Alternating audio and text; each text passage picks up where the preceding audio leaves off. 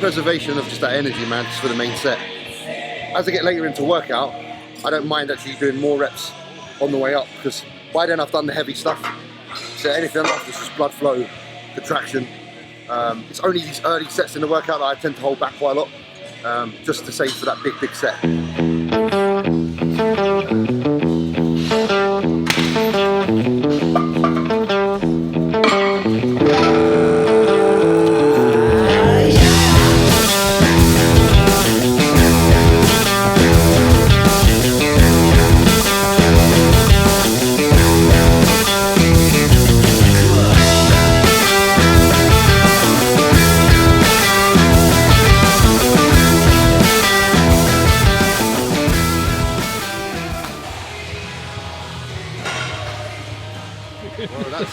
Some shit you can't explain. Like, that's just like when you look at someone and you know it's an attraction. And I put my hands on that bar and it was reciprocated. That attraction between me and the bar wasn't a one-way thing. That bar, it was calling to me. But all honesty, like from an actual like standpoint of factual, how much does it flex? Does it spin? Like, I hate shit that spins a lot. This is quite a nice stiff bar. Even though there is spin, it's not really loose. And also the bar itself, it feels fucking solid. And that's what I want. I want a really solid bar when I'm pressing. I don't want there to be any flex. Imagine like bench pressing and it's going, I don't want none of that shit.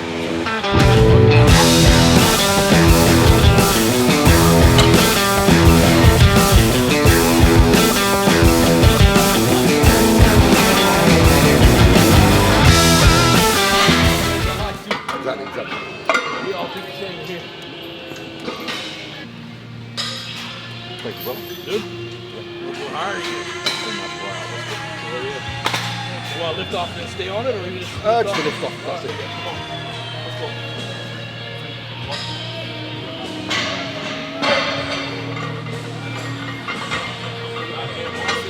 Come on. Cheers, brother. Yeah, man. Come on.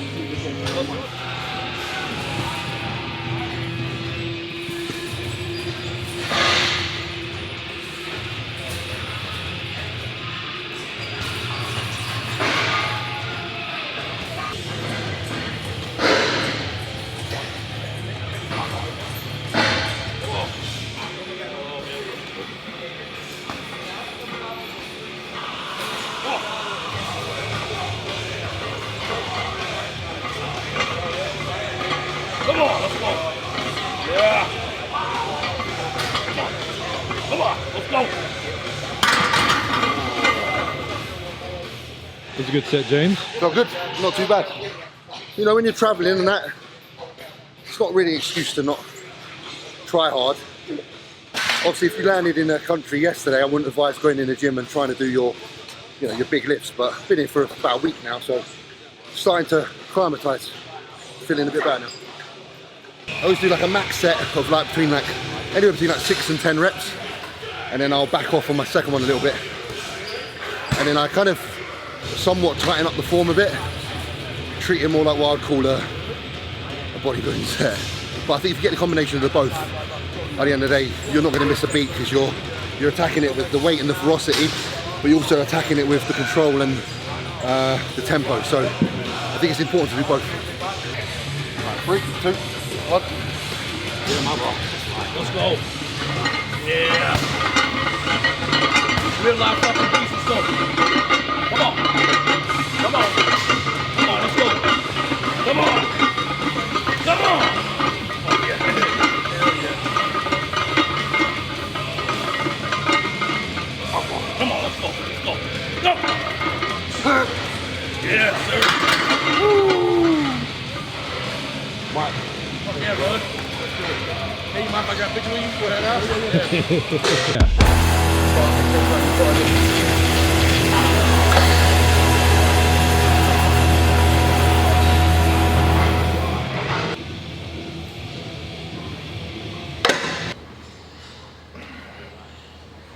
Was that last set a good performance for your? Not bad. Yeah, not bad.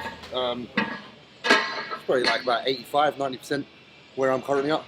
Like I say, we're about a week into the off season. I held a relatively good amount of strength in like the post-Olympia kind of, I don't like using these new words like recovery phase, you know, kind of sounds silly, but you know, in that period after a show where you're just kind of a little bit more relaxed and stuff, the best thing you can do is try and make sure you eat enough calories to sustain a relative good amount of strength, because then if you come back to training after that, having still been able to eat well, stay as heavy as you can, your potential to earn new muscle now is slightly, you're further ahead than you would have been.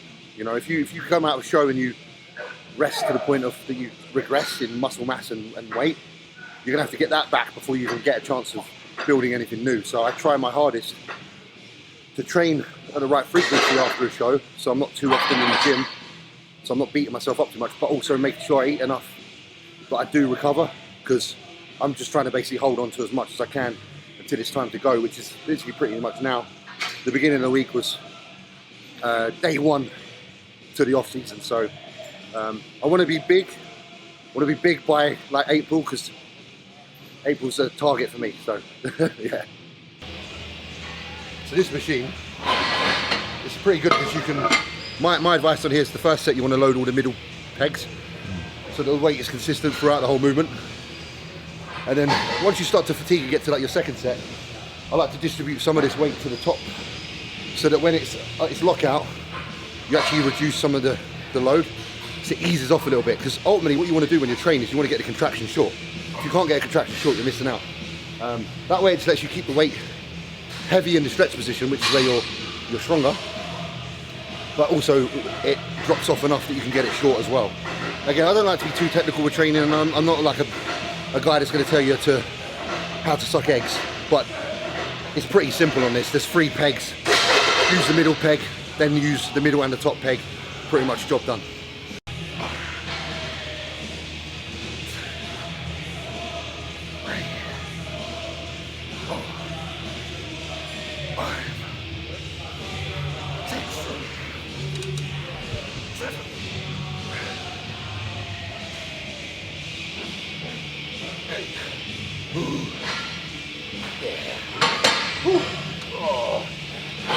Again, same rep range, first set, 6 to 10, that was 8, happy with that. Back off? Yeah, back off, but I'm going to also show you what I would do on this. So I'll probably do 2 and 1. So it's quite a lot lighter, but what we'll do is we'll just slow down the tempo of these reps.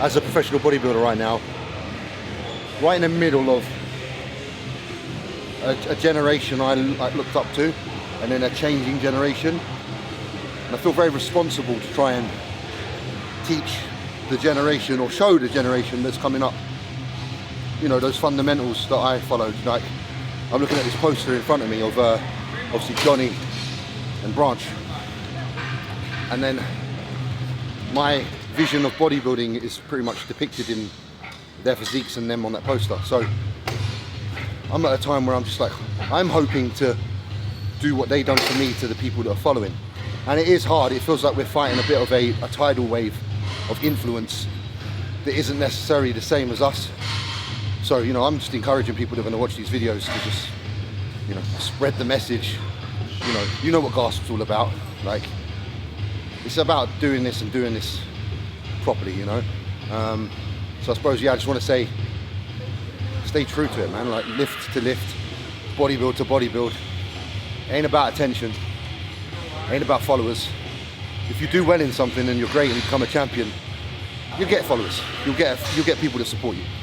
But your main reasons, your main focus in this should be just to be great and to love what we do. So just fucking love what we do. Train fucking hard. And again, I hope that message comes across.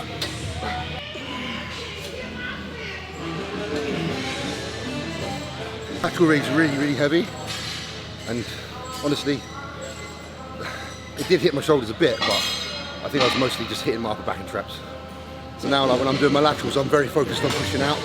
Obviously, I wouldn't go this light, but I did reduce the weight to around 35, 40 pounds, because I just feel like it takes me until about 10 reps to actually feel it really where I want it. And obviously, if I'm doing a really heavy weight, I never get to 10 reps. So by doing like 35 pounds, I think, I can get to that like 10 reps where it really starts to pinch, and then I get like probably an additional 10 or 15 where it feels like I'm actually doing the set. So shoulders are a weaker body part for me in regards to like the look, because I'm naturally clavically, my clavicles aren't naturally wide, so I'm doing everything I can to try and, you know, get a bit broader.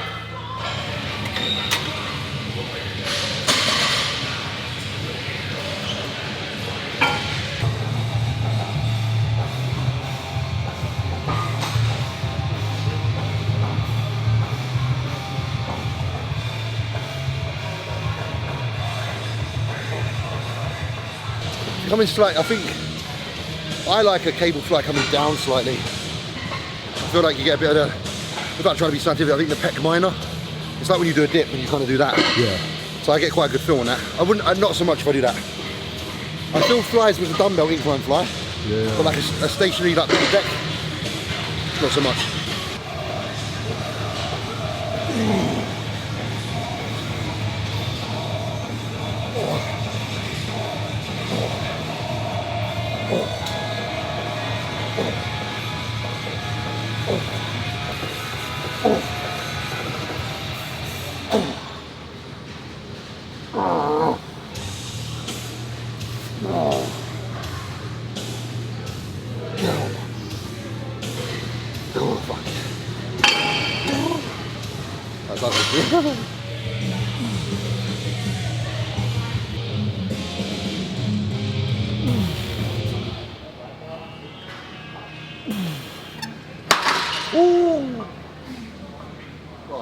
Back to the heaviest one first. Let me reduce.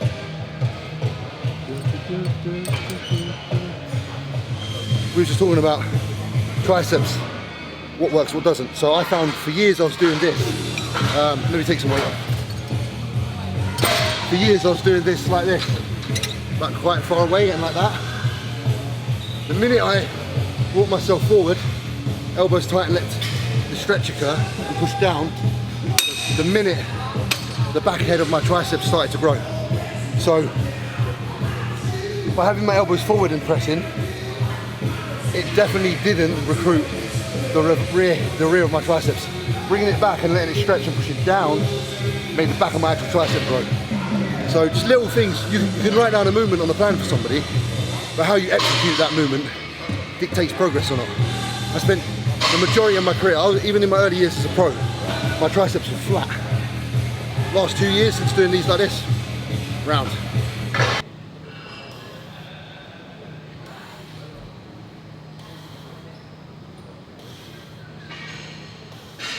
It's not even just, it's how much you can let it pull down behind your head and you get the stretch on the tricep. But also again, you're fully extending as well above the head.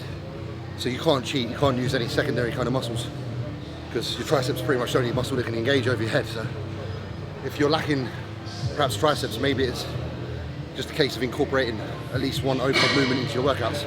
That'll help.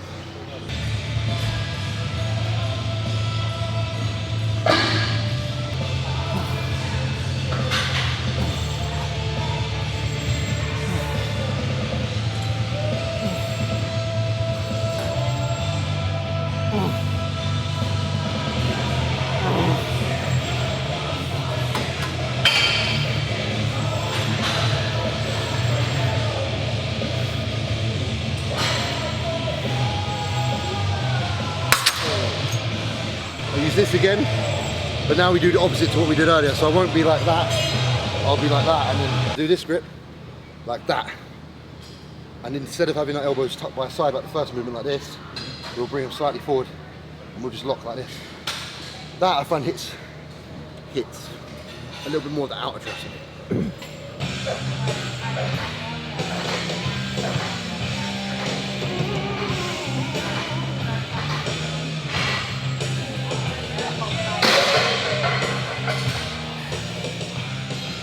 Obviously it's two extremes. You know, you see the first movement in the workout, you go from that super explosive, heavy, again, a little bit of body English, to your last movement in the entire workout, light, controlled, very strict. I'm a firm believer of, you know, bringing the two together. At the end of the day as well, you've got multi-joint exercises, you've got single joint exercises.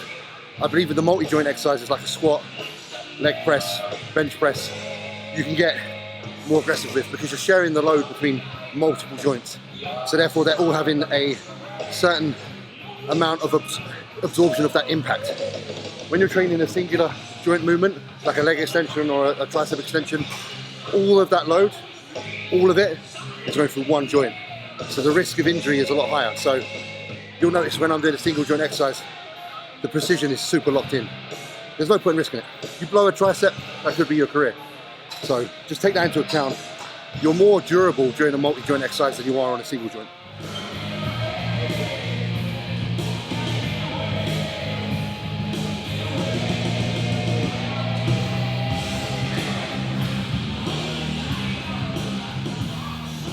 Pretty much it. Obviously fuck about a bit and do some abs, which is boring. No one wants to see abs. But yeah, so normally I train a day like this. So it's normally this, I'll explain. Yeah. Monday's normally what I call a push day, so chest, shoulders, triceps. Tuesday would normally be back and rear delts. Wednesday would be legs and biceps. Thursday would be off. Friday would be back to a push day, but it'd be more shoulders, less chest. No triceps, so basically it's like a shoulder day. And then the day after will be back, but only like 2 movements with hamstrings and a deadlift. And then Sunday is rest, and that's it. So it's a bit of a specific routine for me, but you know, I'm always down to change training depending on what progress I see. So I believe training can be customized quite frequently depending on how you're progressing. So that's me, that's my way.